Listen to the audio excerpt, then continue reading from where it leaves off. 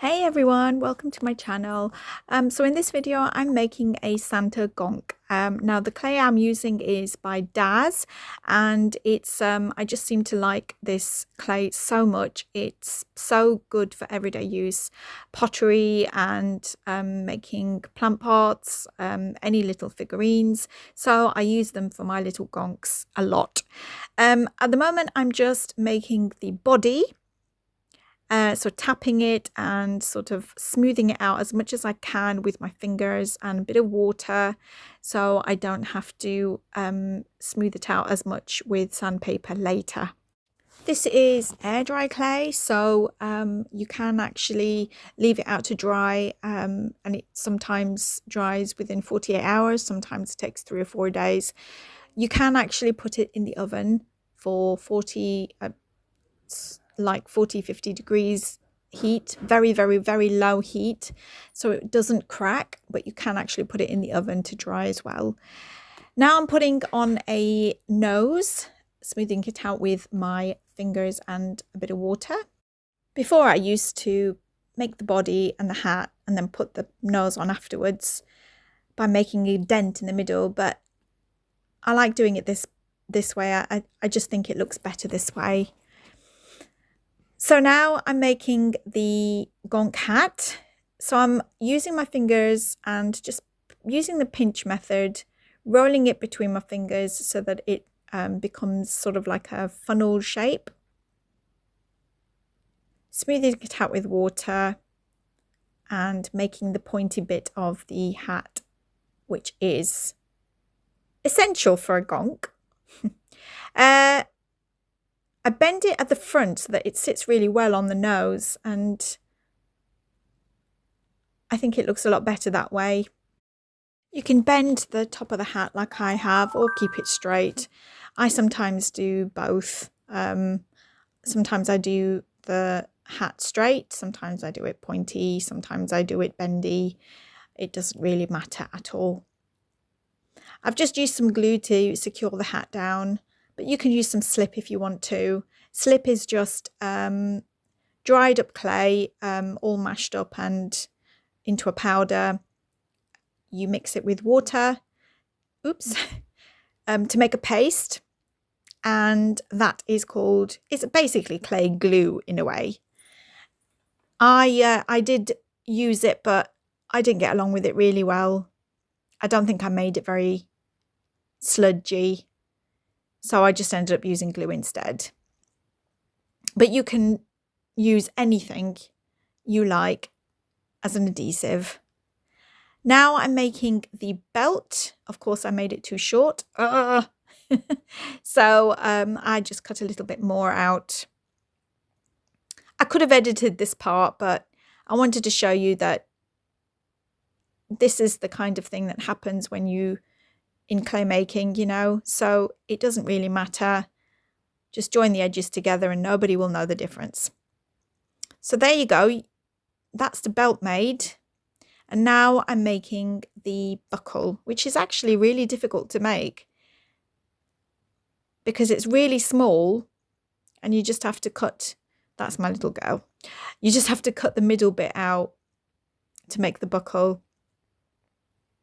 You don't have to make the buckle, obviously, but I decided to, and it was a waste of time because I wanted to take it off anyway. But anyway, I'm just smoothing it out with my little plastic tool and then adhering it to the belt.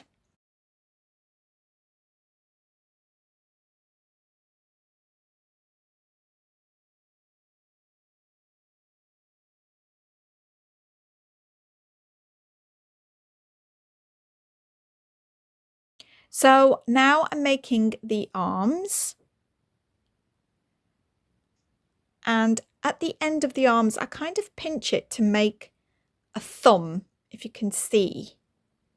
And I only used that once on a gonk and I really liked the way it looked, so I do it for every single gonk of mine now, and it just looks really cool without messing around making fingers and things. So I've just glued that in place and now making the other arm, and my little girl also decided to make a gonk with me. She likes doing art with me, and I think it's a really good way of bonding with your child. And she loves doing craft stuff with me. Yay! There's my little girl's gonk. This is where I realise, oh dear, Santa's got no beard. So I cut out the buckle part. And in the end, I just kind of take the buckle out altogether. But so now I'm making the beard. And I kind of, I roll out a bit of clay, make it nice and smooth, and kind of make a sort of a round bit there where it kind of sits under the nose. And then I kind of draw out a tear shape, I suppose, and make it nice and pointy at the end to make a nice pointy beard. And you can score the beard to make it look like it's got curls, or, you know, kind of put lines on the beard, and I'll show you in a minute. I'm just smoothing out the edges. You can actually just glue it on, but I decided to sort of mold it to the body of the gonk.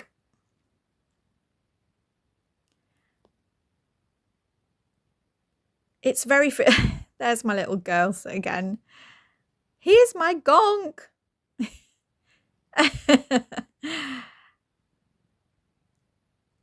And I decide to take the edge of the belt off so that it looks like the beard is actually sitting on the belt and the belt is behind the beard.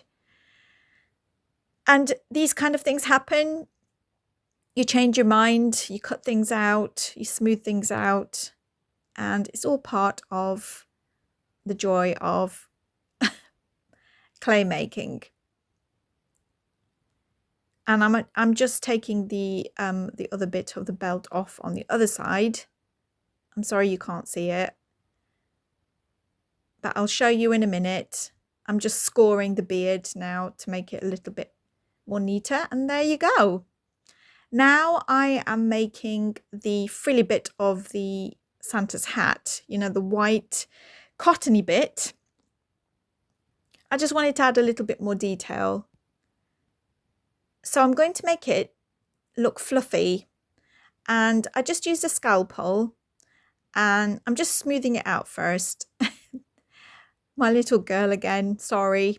I'm just smoothing it out, and then I've got a scalpel and I'm just flicking it in different directions to give it a bit of texture and make it look very soft and fluffy.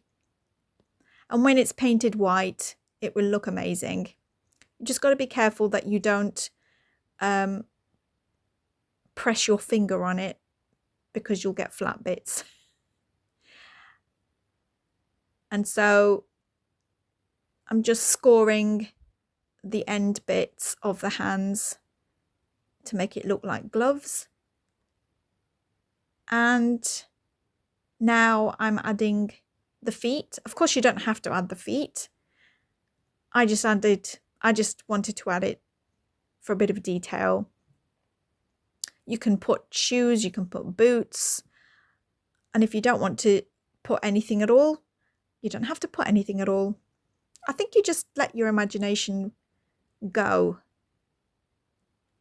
You don't have to even add anything on. You could always just use a scalpel and add detail on that way, and it will still look amazing. But I decided to put some little feet on our little Santa.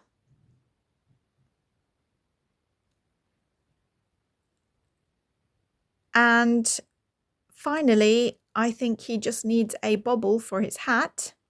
So I'm just rolling a ball, and I'm just making a bit of a hole in the middle to slot it onto the edge of his hat, and a little bit more glue, and I added the spiky bits with a scalpel to give it a bit of texture.